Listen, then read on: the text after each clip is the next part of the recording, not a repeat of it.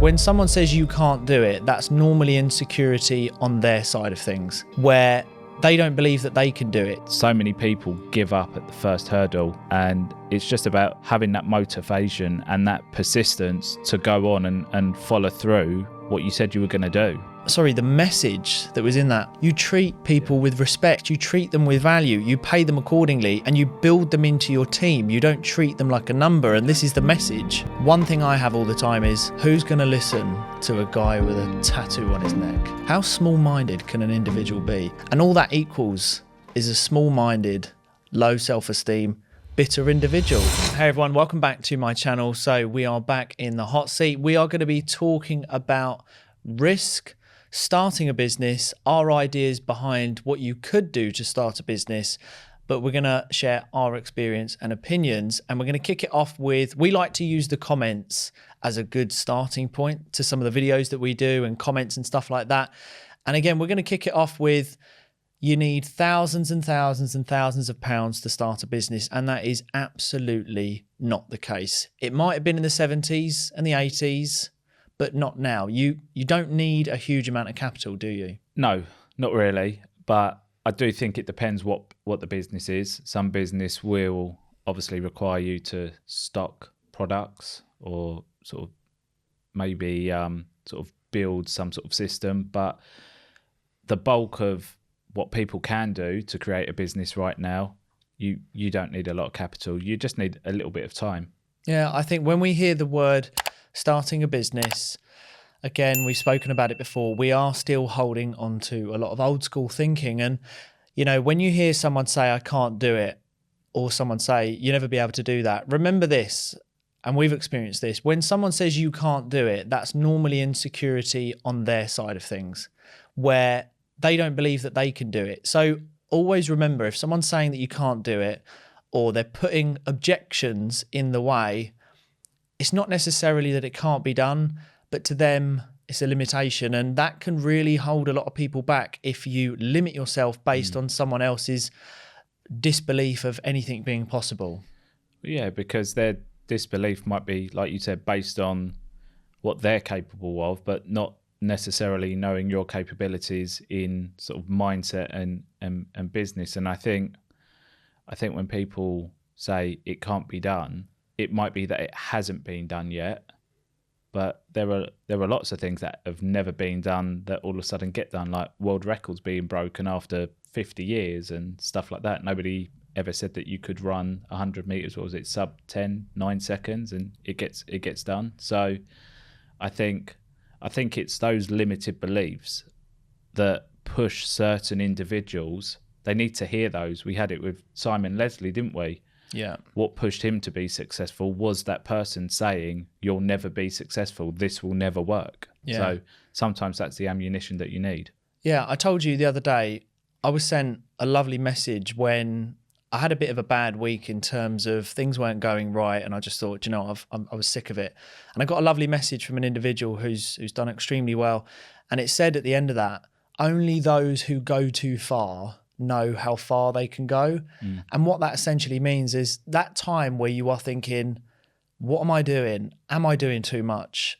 Have I gone too far? Do I really know what I'm doing? That's at the point where you actually know you're on something, and you just need to keep pushing through. It's persistence, isn't it? It's like the old thing about the well, isn't it? That or the mine.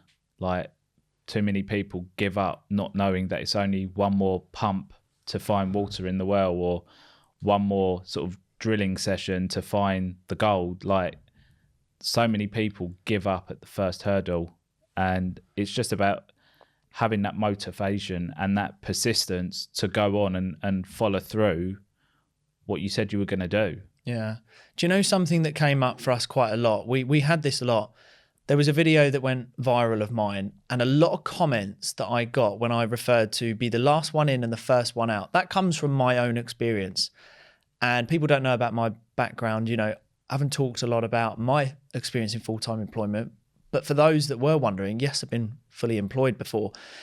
And people would say in the comments, well, I wouldn't want to be hired by you, or if you were my employee, you'd be the first one out. Now, the thing is, people were saying, Well, imagine if you treated your employees like that and they were doing that to you, last one in, first one out.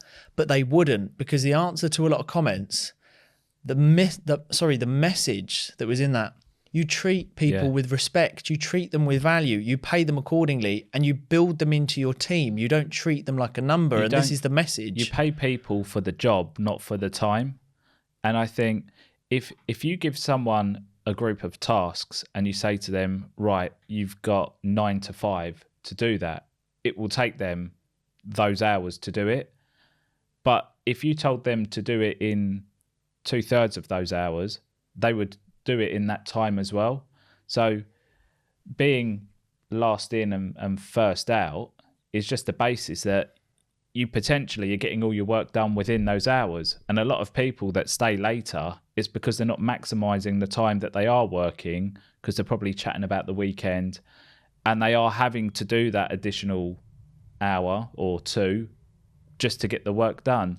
But for the motivated people, they're maximizing their working hours so that they're not having to work overtime. But I don't have any of my staff on certain hours. So they can start and finish as and when they want, as long as the job's done. But I also know that I can call my staff at 8 a.m. if need be, or I can contact them at 9 p.m. Yeah. That's not to say I expect them to be working then, but that's the understanding that we have, that I can contact you if I need to, and you have the freedom to get the job done within the hours that you need to, that work for you. And it's flexibility. There's nothing wrong with being fully employed in a 9 to 5 job. I have people turn around and say, but I'm passionate about my job. And what is wrong with that? I really enjoy my job. We're not saying that you shouldn't be passionate about your job or have a full-time job. I've been there, I've done it, I've felt it. But my thing is now, it's opened up my eyes working for myself. It's the time. Like if you have children or you have family that you love, why would you not want to spend time with them regardless of being passionate about a job? And when you start something of your own, you buy time. And it's not about not wanting to work hard for someone else if that's what you're passionate about, but doing something yourself and running a business that generates you income allows you to go on days, I want to go out with my family. And to me, that's what it's about. Yeah. And it's like, as you know, like for me, some days I might not go to the office. Doesn't mean I'm not working. I'll go to the gym at 8:30. I won't be in the gym, but I'll be working up until the point that I think I deserve to go in the gym. So that could be doing an hour's worth of work, 2 hours worth of work. And then I go in the gym and then I come out and I work again. And that freedom makes me happy. Like that's what I enjoy, just having the freedom that if I want to go and have a round of golf, if I want to take a day off, if I want to go to the gym, if I want to go for a coffee with someone, I can.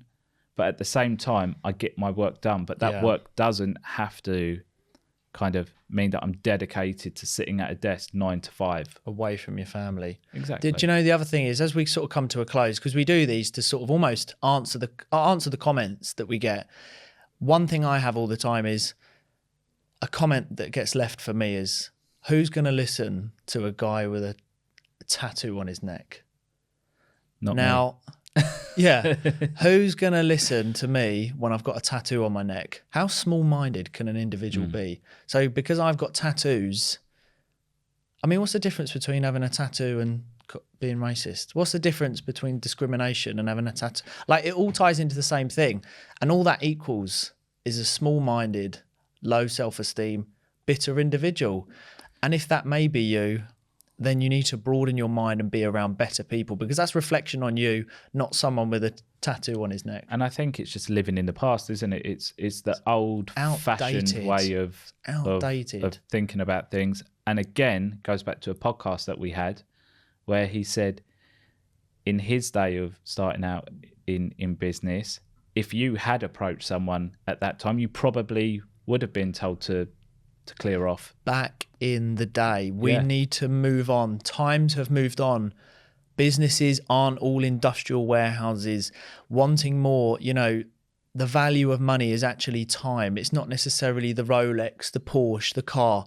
It's what it brings. It brings comfort. It brings private medical care to diagnose cancer early on. It's a more comfortable life in an economy that is crippling and crunching people. And that's all it is. Money is just comfort. And like one of our guests said before, money is everything. Mm-hmm. Any final words before we close off? Money is everything. Money is the difference between feeling stressed and not feeling stressed in the current climate. We have these conversations. Money revolves around everything we do. It pays for this studio. It pays for the event that we do.